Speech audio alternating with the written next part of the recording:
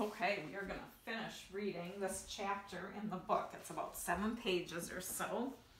And this one, it was about Max Ernest. Remember, he's the kid who talks all the time and they don't know what's wrong with him. And then there was a little story in there about how he got his name in the hospital. His parents, one of them wanted Max, one wanted Ernest. And then they combined the two to give him his name, but then his parents got divorced. So he was looking at somebody to tell his joke to, because he liked to tell jokes, but everybody'd heard them all. So he was looking for a new person. So here we go. At the exact moment Max Ernest eyed her from across the schoolyard, Cassandra was digging in the mud with her bare hands. Dirt kept getting under her fingernails, and she muttered to herself that she should be wearing protective gloves. It wasn't like her to be so unprepared. She glanced a few feet away to a spot under the bleachers where a small gray furry thing was lying in the grass, a dead mouse. Sure, maybe the mouse had died of natural causes, Cass thought, but then why was she smelling rotten eggs again? What if the mouse had died from the same thing as the magician? What if the whole town were built over a toxic waste dump? If she didn't do something about it, everybody she knew would perish. Or should she let them? Maybe they didn't deserve to live. If you haven't guessed already, Cass was having a bad day. That morning, she had told her school's principal, Mrs. Johnson, that she had a reason to suspect their school was built on top of a toxic waste site. Cass made the sensible suggestion that Mrs. Johnson evacuate the school and order an excavation of the grounds.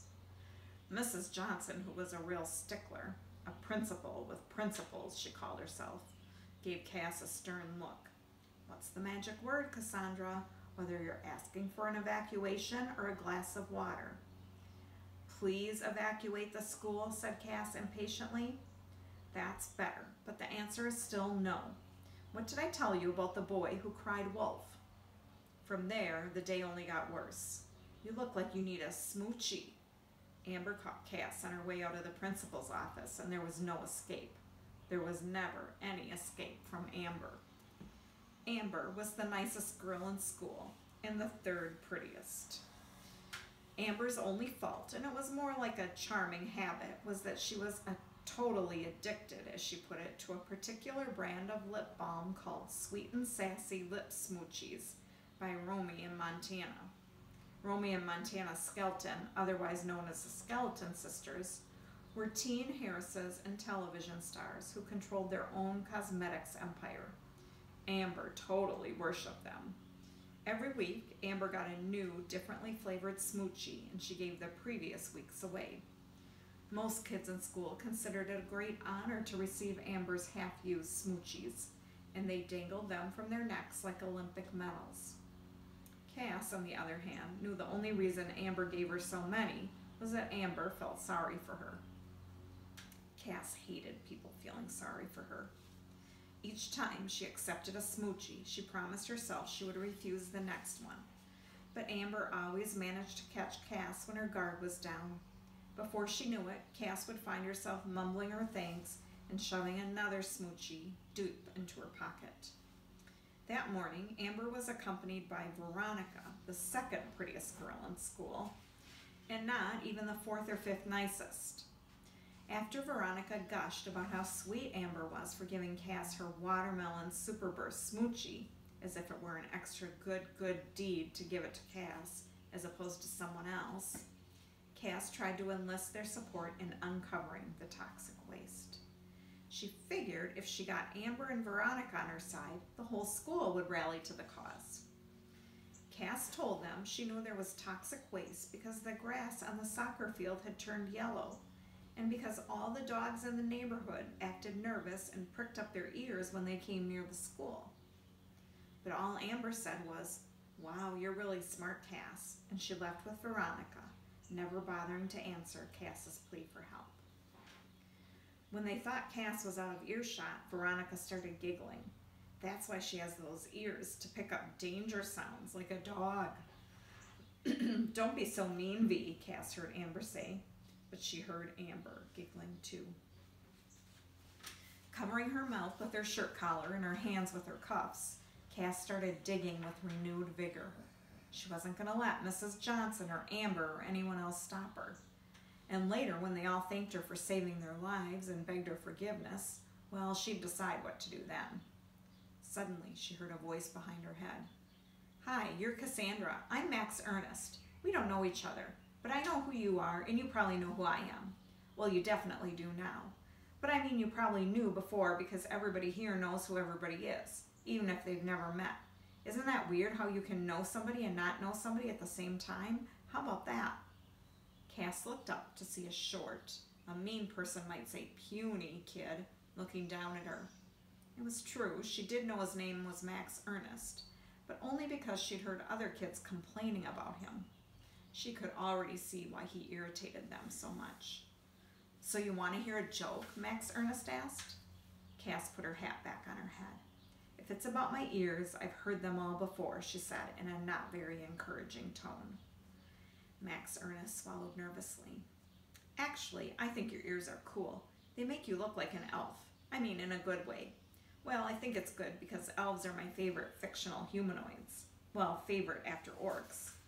Not that I would want to meet an orc. Besides, you don't look anything like an orc. Or maybe I should quit while I'm ahead, right?"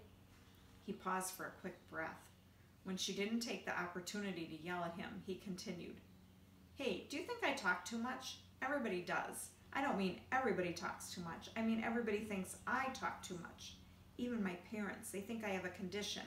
My parents are psychologists. That means they're doctors who cure people by talking. But my problem is talking and they don't know how to cure me. How about that?" Cass didn't know what to say, so she asked, "What was your joke?" "Oh, I almost forgot. What is not enough for one, just right for two, and too much for three." "What?" "A secret." She didn't laugh any more than anyone else had. "I don't get it." "Well," Max Ernest explained patiently, "you can't have a secret between yourself and yourself. You need someone else to have a secret with. That's two people.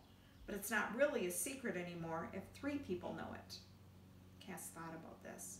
But that doesn't make any sense. One person can have a secret. Three people can have a secret. It doesn't matter how many people have a secret, as long as they don't tell anybody else. Max Ernest stared at her in surprise. He was used to being ridiculed and teased and spat at and having his lunch stolen, but never before had anyone told him he didn't make sense. He prided himself on his logical mind. No, you're wrong," he sputtered. "If you have a secret from somebody, there's still two people." Cass shrugged. "Well, anyways, it doesn't matter because it's not funny if you have to explain it." "What do you mean? Why?" "I don't know, because you just have to get a joke. It's not like a logical thing." "So then how do you know if a joke is funny?" Max Ernest asked, extremely confused. "You just do. Maybe you just don't have a very good sense of humor," Cass said helpfully. "Oh."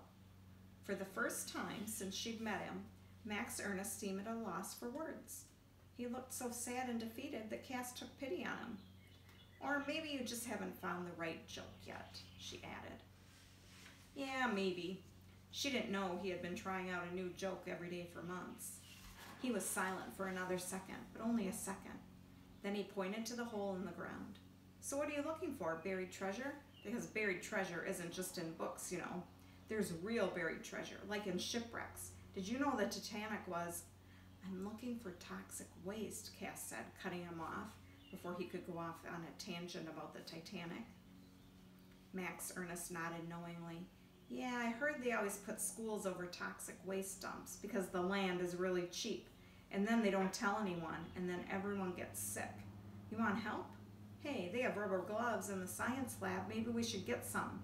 Exposure to toxic waste might give us a skin rash." Cass smiled.